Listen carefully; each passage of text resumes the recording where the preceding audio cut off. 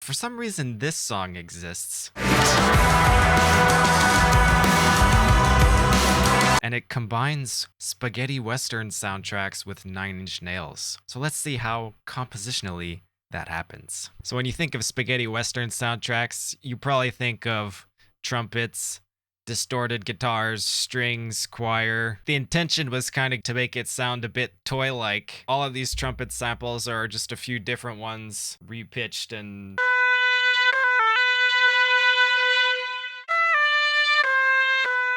add to that some dramatic strings.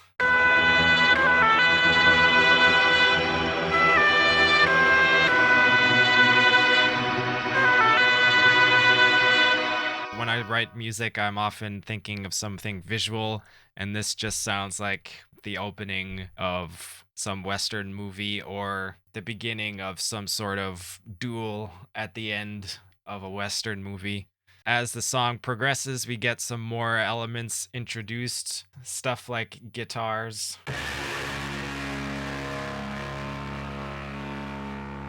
So obviously that's way beefed up compared to a lot of Western soundtracks.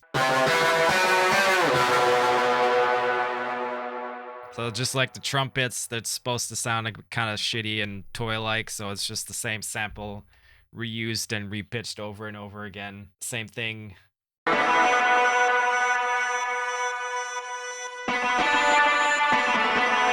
And then no Western movie is complete without a choir. I just took this somewhat terrible opera singer and made a MIDI instrument out of it.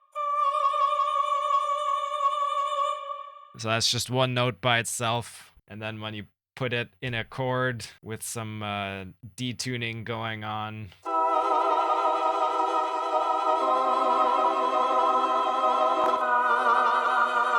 and then a slightly different one for the males. And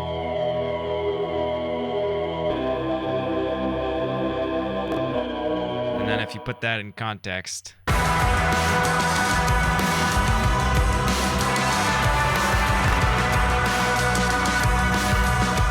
those are pretty much all the Western elements. So now let's see where the Nine Inch Nails stuff sort of starts to happen. I find the Nine Inch Nails especially comes from the drum and bass sound.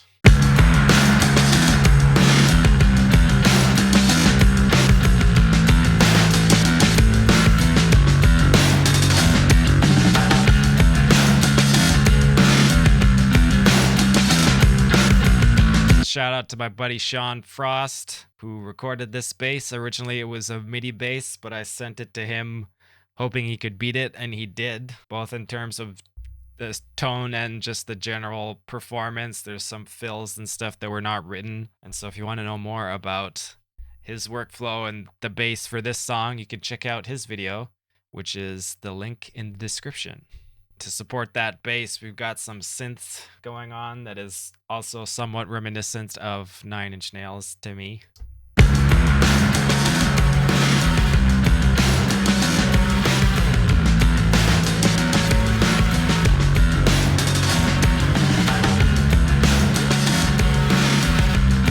The next thing is kind of a more atmospheric verse Nine Inch Nails things where you got sounds kind of going around your head.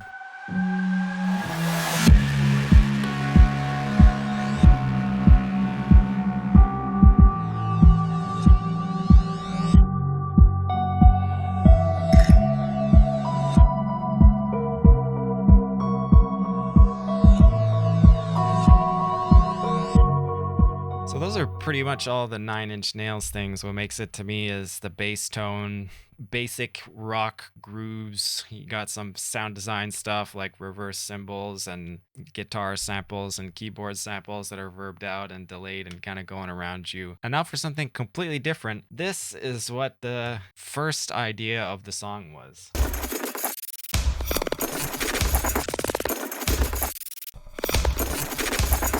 So I guess that's just some sort of sampling thing. And then this is what that idea became.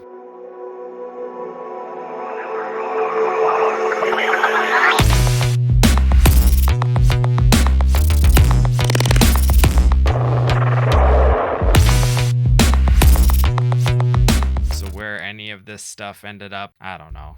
But so up until now, it kind of sounds like both the Nine Inch Nails and the Spaghetti Western soundtrack are completely separate, and that's because they are. So you have the intro, which is completely the Spaghetti Western, pretty much the whole middle section, more or less completely Nine Inch Nails. But then somehow at the end of the song, both of those worlds become merged and kind of work together and don't sound like they're just kind of superimposed on top of each other. The way that I kind of think about how this ended up working is the bridge, it serves as the literal bridge between these two worlds, these two different sound worlds. How do we do that? It starts out with mostly this Western type sounds plus saxes. Shout out to Hugo Leclerc who recorded these saxes. And masses came round, but no goose could be found. So we put. It seems like it's going to be a continuation of the second intro when it comes back. So we stay in this world a little bit. So we got the trumpets, we've got the kind of marching snare thing going on. We've got a piano that sort of feels like it's in the Western type world.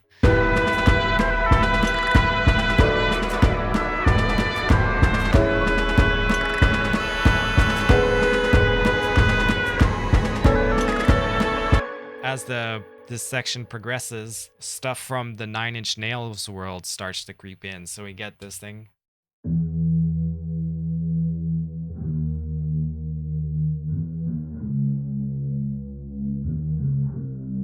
It's a part that we haven't heard before, but it sounds like this part from earlier in the second verse.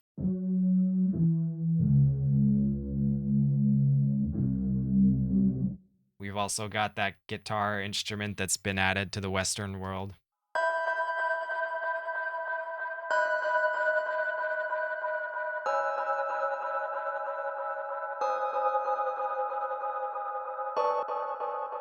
So you can see that we're starting slowly to combine these two worlds together. This whole section is kind of just a linear build-up.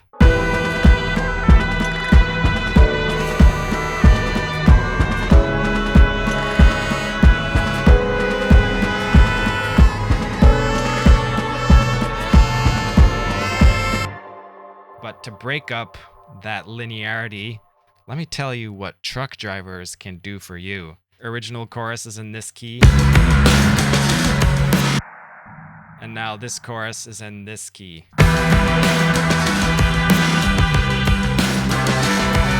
It's called a truck driver modulation if you never heard that term. It's an unprepared modulation, no setup, so it's kind of just like a truck driver shifting gears. Here's what it might have sounded like if there was no truck driver modulation. Obviously, it's going to sound a little bit different because I just repitched the whole thing. Solves all his problems by using a noose. Recall the agreement the two of us made. Do as I say and all debts are repaid. So it still works, but just having that really obvious key change at that moment with no setup whatsoever really serves to bump up the energy in a really obvious way, which is what we needed. We've had this subconsciously, this feeling of the worlds merging between the Nine Inch Nails type sound and the Western sound, but now we're fully in it. I'll start from the chorus with just the Nine Inch Nails stuff going, and then I'll slowly start to add the Western things.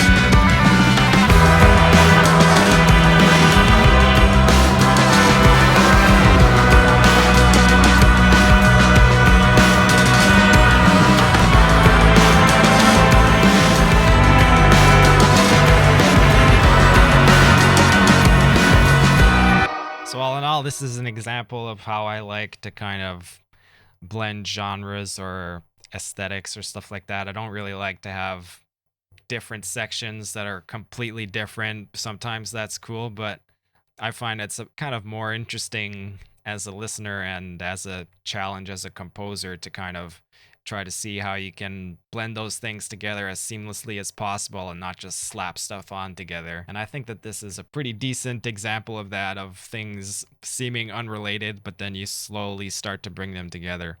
And yeah, that's it.